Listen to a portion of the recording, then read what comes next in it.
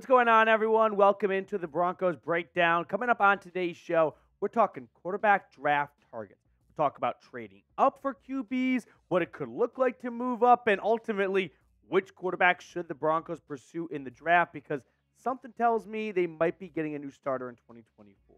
But let's first look at the current NFL draft order, where Denver is not in the top 10. You can see the Bears have 2 top 10 selections, and it's important to look at which teams at the top need a quarterback. The Bears might or may not need a quarterback, depending on what they want to do with Justin Fields.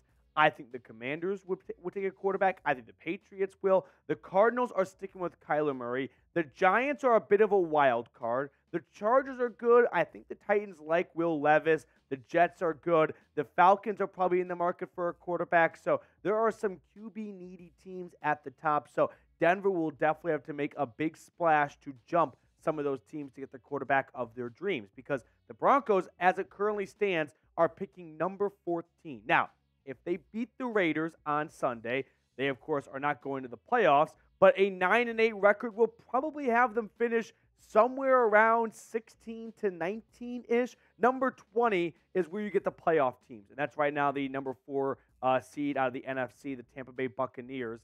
But as it currently stands, if the Broncos lose on Sunday, finish 8-9, they could slide to number 11. It's hard to say for sure with the Raiders winning, and the tiebreakers in NFL draft order is the opponent's win percentage. It's very bizarre. It's very confusing. So for now, just somewhat pencil in a win, and you pick around 16 to 19, and a loss, you pick somewhere between 11 and 13.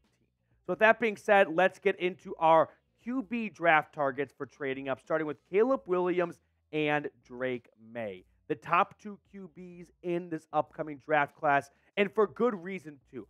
Both players have put up phenomenal numbers over their careers. Caleb Williams playing a little bit more than Drake Maye in their NCAA careers, but still, both these guys are 1 and 2, and depending on who you ask, it might not be the same number 1 guy for both for every analyst. But Caleb Williams, Drake Maye are both sensational picks. But if we're talking about trading up for these guys, I think it's important to look at what other trade-ups looked like in previous years. Most recently, we had the Panthers give up a lot to go up and select Bryce Young, right? They swapped first-round picks, so the Bears went from 1 to 9. And Chicago also picked up a 2024 first-round pick, which, as we know now, ultimately became the first overall pick.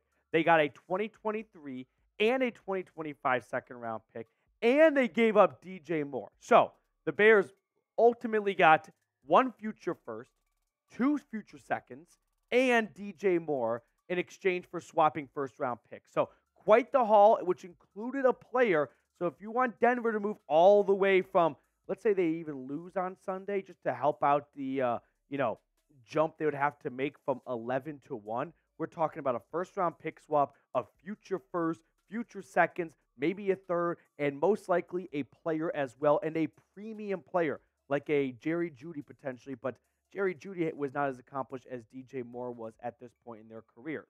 Now, what about jumping from 11, 12, 13-ish to 3, right? Maybe the Broncos don't want to pony up that much, although it's not that far off. Like, look at what the 49ers gave up to go up and draft Trey Lance. We're talking about a first-round pick swap at minimum, and then, of course, a third-round pick, and then 2 future firsts. So I look at it as the 49ers gave up 2 firsts and a third to swap picks with the Dolphins. So multiple first-round picks going the other way. And Denver right now has 1 first-rounder. They don't have a second. That belongs to the New Orleans Saints for Sean Payton. They have 1 third-round pick. And then if you look a year ahead to 2025, they've got their first, their second, their third, their fourth. Their 5th went to Miami in the Bradley Chubb trade. So they do have the first-round picks in the future to give up, but ultimately that's a lot of first-round picks to part ways with.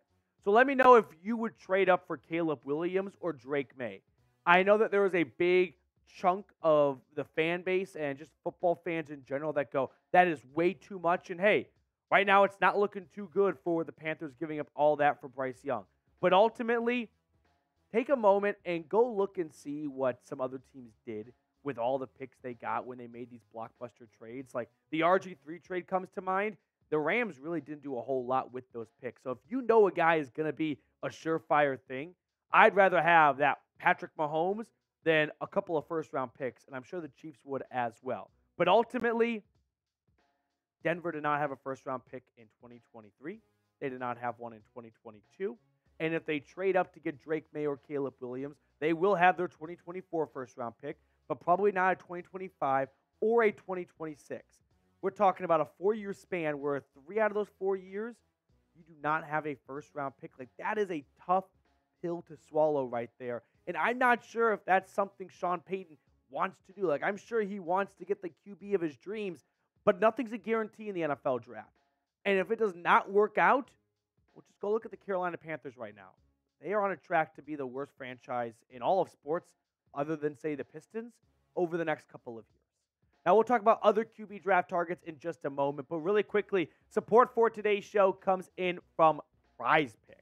Thanks to Prize Picks, I've had an absolute blast watching football this season, and now I'm enjoying winning up to 25 times my money while watching basketball as well. All you do is just select 2 or more players, pick more or less on their projected stats, and place your entry. So here are my selections for Week 18, which just saying that out loud, sounds so sad. I never want to hear the words Week 18. Week 18 is the worst 2 words in sports. I took the less on C.J. Stroud. It's a playoff game for both the Texans and the Colts. I think the rookie QB might get the jitters. I like the more on Drake London and Bijan Robinson. The Falcons are playing for their coach's future in Atlanta. I'm guessing he's going to go to his star players a lot. And then I like the more on Jonathan Taylor for the opposite reason of why I like the less on C.J. Stroud. It's a playoff game for Indy, and so they're going to go to their star players, and that's Jonathan Taylor. So if you like my selections, just ride with me over at prizepicks.com/CLNS and use code CLNS for a first-time deposit match up to $100. I went 4 for 4 on Sunday Night Football between the Vikings and the Packers, so don't look now, but your boy's getting hot. Once again, Prize Picks, that's daily fantasy sports made easy. Let's check out some other draft targets now. Jayden Daniels and Michael Penix Jr., 2 longtime QBs in college football who both had sensational seasons, right? Of course, Daniels winning the Heisman this year. But in my eyes, I thought Michael Penix should have won it. If Michael Penix was in the SEC, an undefeated SEC quarterback with those numbers, they win the Heisman over a 3-loss SEC quarterback. But, of course, there is the lefty and Pac-12 bias that some people just cannot get past. But don't be a simp. Don't fall trap for that. Michael Penix, if you just reverse the tape and watch everything backwards as a righty, he looks like one of the best quarterbacks we have seen in a long time.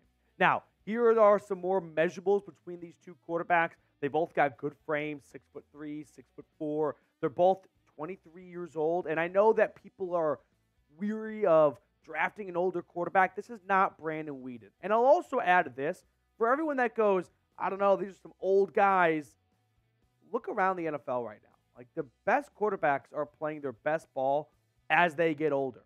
So I don't think it's a bad thing for have a guy coming in to be a bit mature. And sure, you might miss out on his 21 to 22-year-old days, but it's not like you get good play out of those years anyway. But they both have tons of experience. And I am much more interested in trading up a few spots for Daniels or Penix compared to giving up what the 49ers and the Panthers gave up to get their QBs, which ultimately it's probably too easy to judge on Carolina, but I think we can all agree it was an epic failure in San Francisco. And the only reason why it does not get talked about more is because they got unbelievably bailed out by picking Brock Purdy at Mr. Irrelevant.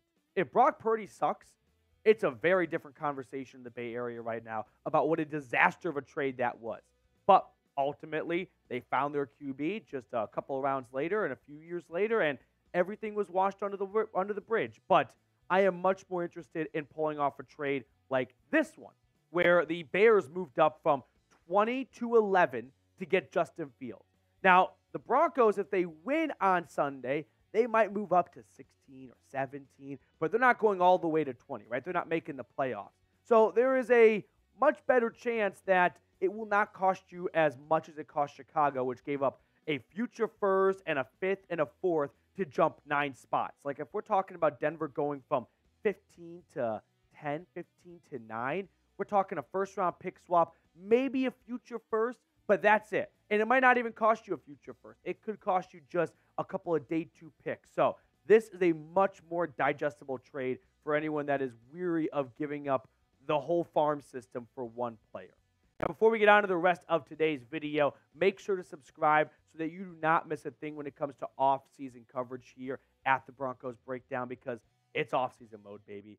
The Broncos have pretty much nothing to play for in Week 18, so you better believe we are going to be ramping up our off-season coverage. When everyone else is cooling off the jets, we are firing them up. So join our channel and help us get to 20,000 subscribers. Fifth and final 2024 QB target, Bo Nix, the Oregon quarterback who had a really good season in Eugene. Extremely accurate, right? 77% completion, 4,500 yards, 51 total touchdowns. Sneaky good with his legs. If Bo Nix came out in the draft in 2014, he would be a Denver Bronco. Like, this would be a major John Elway pick. Tall, white QB with a big arm, that's our guy right there. But it's not. It's not John Elway's decision anymore, and I don't think Bo Nix is all that great of a quarterback. His average depth of target, meaning how far down from the line of scrimmage was Bo Nix throwing the football, is incredibly low. The guys at Check Down Charlie that had some great weapons in Eugene that made him look and make his stats look a little bit better.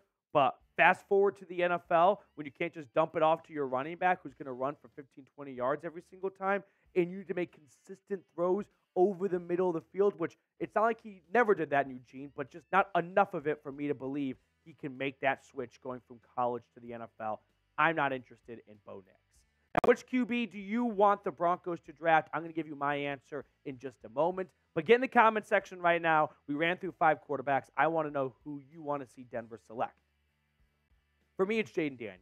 I think you can make an argument that Jayden Daniels might come out of this as one of the best quarterbacks from the class with Caleb Williams and Drake Maye in it. And he's not going to go 1 or 2 right now. I mean, there's a possibility that through the combine of the offseason, his stock dramatically rises. But I think Jayden Daniels is going to go in that 6 through 10 range. It is way easier to go from 13, 14-ish, give or take, to 7, 8, 9, compared to 13 or 14 to number 1. And Jayden Daniels might not be even a step below Caleb Williams or Drake Maye. So we're talking about a similar results quarterback for half the price of what it costs to move up and get him. Give me Jayden Daniels. It would be electric, and it would be a fun offense for the first time in Denver since 2015's offense wasn't even all that fun. We're talking about going back to 2013, 2014 numbers from Denver, the first time in a decade. Give me Jayden Daniels if I'm the Broncos brass. That's going to do it for us on today's show. Thank you so much for tuning in. Remember, if you have not subscribed to the channel, make sure you go ahead and do so.